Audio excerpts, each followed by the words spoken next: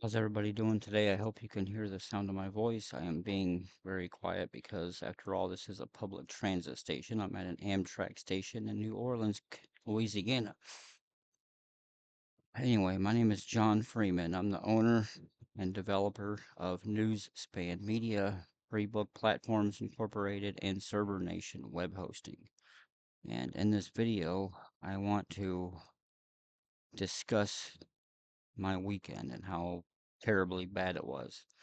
And obviously, this weekend wasn't a total loss because I got to spend some time, quality time with my daughter Nora, which is good. She's 22, lives out this way. Anyway, she was in Missouri over the summer and invited me down here for Mardi Gras. So I took a trip, and while I was here, I discovered, accidentally, I should say, a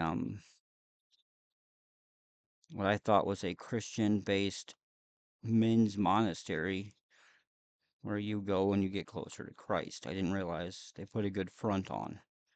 But behind the scenes, when you get in, you see a whole different side of things than what they put on their website, on their YouTube videos. They're very good at putting on the facade for appearances. And this place turned out to be a cult.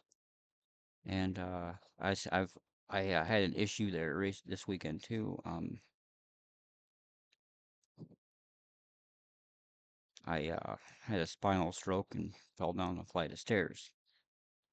It's not the first spinal stroke I've had, but it was the worst one. Anyway, I'm currently at an Amtrak station on my way back to Springfield, Missouri. I should be arriving Wednesday night. Anyway, Wednesday or Thursday night is going to be a 2-day trip. Long layover in between in St. Louis. So, but my weekend started off where I got into Greyhound Station, and my daughter was waiting for me. She picked me up, went and had lunch, did some things, talked, and I told her about this program that I wanted to join. And you know how you get Catholic priests and everybody, and they go to a monastery, they all just sit there and pray and study the Word of God. That's what I thought I was joining. And when I got there, I didn't. At first, I thought this had something to do with a Catholic church, but I'm not Catholic, so that's not the point, though. I wanted to get closer to God. I didn't realize that this place has an enormous amount of control over people. So enormous that it felt like Jonestown cult reimagined. So I get there and they called it the discipleship program. So I joined, I signed up, and they said, do your first week. And if you like it, then you can sign a contract. If you sign a contract, you're not allowed to leave, not allowed to have a phone, not allowed to have communication with the outside world at all. That's what they basically said. And you had to sign over all money that you make to them. If you're on Social Security, you had to sign it all over, and they put it in a drawer and save it for you. And I'm like, you take 270 for operating and save the rest for me? Why can't I just pay you the 270 for the operating cost to be there, eat your food, live in your building, and keep the rest in my bank account where it grows interest and it's just as safe? They said it's because they didn't want me to have the temptation to leave. But I realized after the way they were acting towards the end that that isn't the case. They just want to have control over you. And they put on a good front. They said they wanted to help people. Fine. I want to help people. That's good. I want to help people too, but in the right way. But I was there for a day or so, and I ended up falling down a flight of stairs. Ended up in the hospital and everything. It turned out to be a nightmare. Had another spinal stroke. The first two were mild. This one was major. But because I didn't have good insurance, the hospital just patched me up and sent me on my way. And I'm going back to Missouri where my insurance will cover further treatments. They just stabilized me and kicked me out. Luckily, Nora was there with me, and she let everybody in the family know what was going on. And she's back at home now. I'm waiting for my bus. But I wanted to wait to do this video because I wasn't sure how I wanted to word everything so I don't leave anything out. I want to be as honest as possible about it. But I got into that program. They said they wanted to take my phone. Can't communicate with anybody in the outside world. You have to surrender your money. And worst of all, they wanted to take me off of my medication. I have bipolar disorder. It's not a major case, it's a mild case, but I have been medicated and stable for 19 years on one med, and they wanted to take me off of it. They said we can't have that because they said my medication impaired my ability to talk to Christ. Bull. I talk to Christ all the time. I get it. I have a relationship with God and I hear back from him all the time. The Holy Spirit speaks to me no different than them. So that was my one of my issues. And when I told them I refused to stop taking my meds and I refused to hand my money over to them, they got mad. Also, they wanted to confine me to the building for an entire year without letting me leave. So I had to wait. I got out of the hospital, had to go to the office there.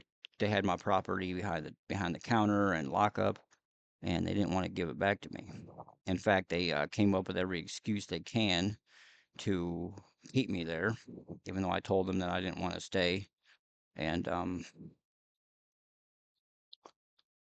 in the end, their true colors started to show because they were all nicey nicey. They were all, cheerful, happy, enlightened. And the second I told them that God is showing me that there's something dark in this place, a dark side of it that they were working hard to hide. And it felt like a cult, which kept me was eating me alive for 2 days. And then finally, I went to him after I got out of the hospital. I went to him to get my property, and I said, "Hey guys, I want to leave. I don't want to be here anymore. You guys are something not right about this place." And they took offense to it. Everybody was giving me the cold shoulder. People started being rude to me. And I went to the front office manager and I said, "Look, I want to leave. I don't want to be here anymore. I'm going back to Missouri on the Greyhound ticket." And they said, "Well, you're not allowed to leave." And I looked at them and I said, "Watch me, fucker. I'm an American. I can do whatever the fuck I want. I'm an American. I can go where I want. You don't confine me to a building. I ain't nobody's bitch." And then I started to roll my wheelchair out the door. He goes, "Where you going? You're not allowed to leave. Get him back here." And I shoved past a guy who tried to stop me, somebody working at the desk. And this is a church, a mission, by the way. It's not a hospital or rehab or none of that stuff. It's a church that runs a mission. That's what they are. They help homeless people. But I started to roll out, right? I was like, "You're not going to give me my stuff. Fine." I looked at him and I said, "You don't want to give me my bag? You don't want to give me my phone? You don't want to give me my wallet? None of that stuff? You don't want to get any of it back? Fine." I left. Rolled out right out the front door. That guy was yelling, "Stop him. He's not allowed to leave." And one person actually grabbed the back of the wheelchair, tried to prevent me from rolling forward. I had to elbow this guy in the dick to get him off me because I'm in a wheelchair. I'm at waist height. So I elbowed his ass. He lost his grip. I rolled even harder. I got out the front gate, went into the street, and I was going to run down to the Amtrak station, which is right down the road. And I was going to say, "I need a phone so I can call the cops." Luckily, a cop was rolling down the road, just doing a cruise, and I waved him down. And he pulled up and goes, "What's going on?" I said, "These people want me in their program so bad that they're refusing to give me my bank card, my camera, my laptop, my property. They want me confined to this building for a year without communication with my family or anybody else. And they're trying to take me off my psych medication, which I told them is wrong. I need my property. I want out of here." Once the cop went in with me, they were like, "Fine, just give him his property." So they did. They gave it to me, and I left. I've been at the Amtrak station ever since this morning, about 9 o'clock. And they're controlling. That's what I figured out. That's the dark side to this that they didn't want me to see. That's the cult part that I was talking about. That's why I'm calling it that. They lure you in with prosperity and enlightenment. Say that you can get closer to God here. Surrender to God, which I've already done. I've been doing that most of my life. But when they get you in there, they take every penny you have and they stash it away in their drawer. They don't want it in your bank account. They want it in their drawer, which is just a form of control in my book. They take you off your psych meds so you can't think clearly, which makes you easier to manipulate. Then they confine you to the building and you can't leave. And then they force you to listen to the Kool-Aid, to drink the Kool-Aid. The Kool-Aid is they say they're the only people, only church on the planet that truly allows you to get closer to God because they're the only ones that can do it. That's the cult part I was talking about, where they can try to convince you that they're the only ones. That's not true. There are a lot of churches out there, and it's not even in churches. God is everywhere. He's not just in the building, He's in people's spirits. I can go to Kansas City. I know a church there that I have met God at. I can go to Ozark, Missouri, to the James River Assembly. That's where I first found God. I can go to any one of these places I've been to and be with God. I can go home and be with God. I don't have to do it there. But that's basically what they tried to convince me of.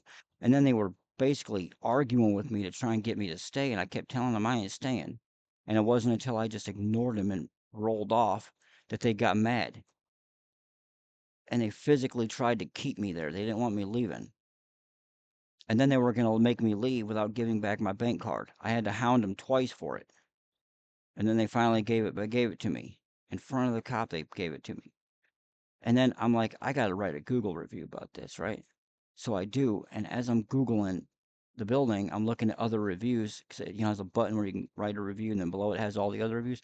I look at it, and like 80% of all the reviews I've seen are people who think just like me. It's a cult. It's a cult. It's a cult. People keep saying that over and over and over again. One review after another. It's a cult. The fact that they take every penny you have by force and then turn around and force you off your medication by saying that it impairs your ability to communicate with Christ. That's something about this. This has got to be illegal, dude. I can't just let this go. I own two news networks and a technology company. I can use the considerable resources I have to make this known and let people know that they're not the only ones thinking it. Because the night, but the day before, sorry, the morning before, because I had to wait around for them to show up, I was talking to other people in the discipleship program, and they all think the same way I do. They just tough it out because they have no other options. Most of them came in there homeless, didn't have any options, and I'm like, you got to be down on your luck with nothing in life to lose, to sign everything away to an organization like this, to literally surrender your life. And when God put it on my heart, man, he said, this ain't a good place. They say they want you to surrender to God, but what you're really doing is surrendering to them and giving them total control over your life. And that's the part that God was putting in my spirit to get out of there. And it literally ate at me for 2 days. And I just couldn't let it go. But like I said, this weekend was not a total loss. It wasn't a total disaster. Got to spend some quality time with a daughter that I didn't even know I had. And we did a DNA test on Saturday, and yeah, I'm definitely her father. But I didn't know about her my whole life. Nobody had told me. After high school, Stacy took off and went to college, and we had banged for the first time in our last year of high school, and I guess I knocked her up, and he went off to college and didn't date anybody for 2 years after that.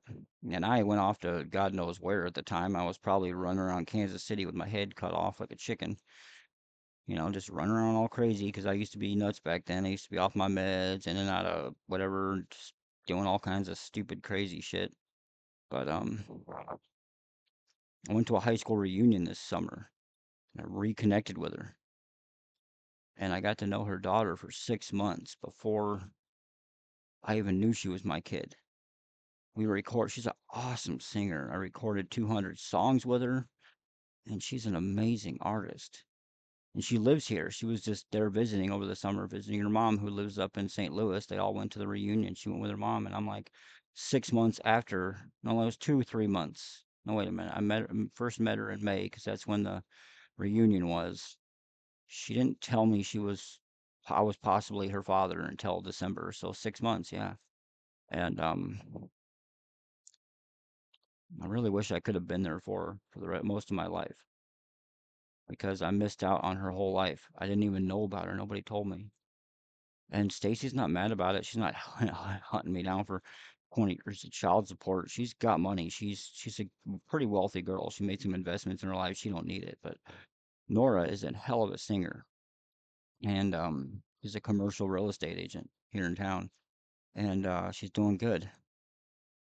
And I'm just glad I got a chance to know her because I had a daughter named Angela that died when she was 5 in a car accident, and I felt like I lost that opportunity. And this is a way for me to maybe get a second chance. And that was the real reason I came to New Orleans. That and because she wanted me to see Mardi Gras, and I was going to hang out for a couple of months, but I was going to probably hang out for a whole year if I had my way with it. But after the events this weekend and the physical stuff that I sustained when I got injured, I can't stay here. I got to go back to Missouri and seek medical help that is covered by my insurance because they did the bare minimum here. And then they told me to F off, all because I don't have insurance that works in this state. My insurance only works in Missouri. So I'm doing this video as a review so people can see what's really going on there. Anyway, God bless everybody, and I hope you have an amazing, amazing week. Talk at you later.